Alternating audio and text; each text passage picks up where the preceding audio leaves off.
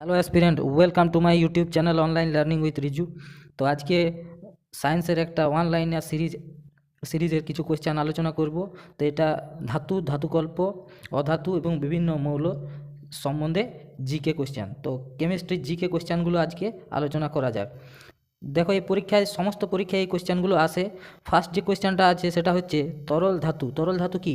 তরল ধাতু হচ্ছে পারদ। তরল অধাতু হচ্ছে ব্রোমিন। সবচেয়ে ভারী অধাতু হচ্ছে আয়োডিন। সবচেয়ে হালকা ধাতু হচ্ছে লিথিয়াম। চকচকে অধাতু হচ্ছে আয়োডিন। নরম ধাতু হচ্ছে সোডিয়াম এবং লিথিয়াম। সবচেয়ে কঠিন মৌল হিরে।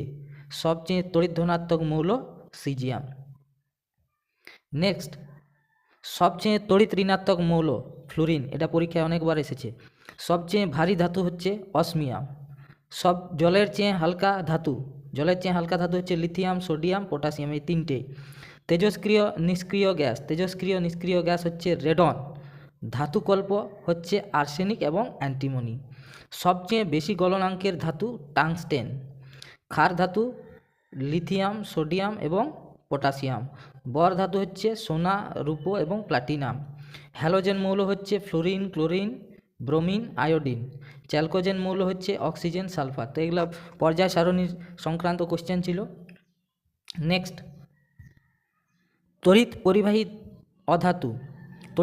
অধাতু হচ্ছে গ্রাফাইট এবং গ্যাস কার্বন, দুটি কার্বনের রূপভেদ।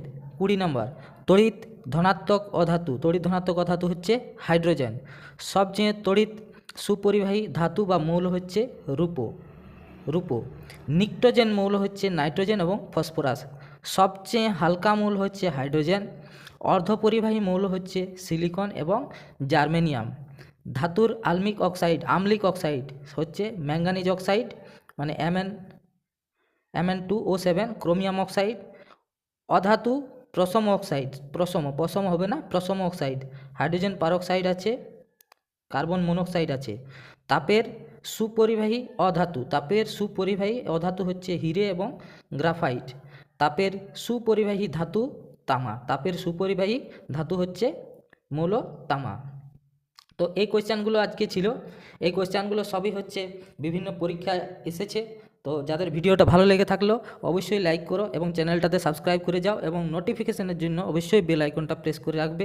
বিভিন্ন কোয়েশ্চেন নিয়ে এই চ্যানেলে আলোচনা করা হয়, মক টেস্ট, জিকে কোয়েশ্চেন সব কিছুই থাকে।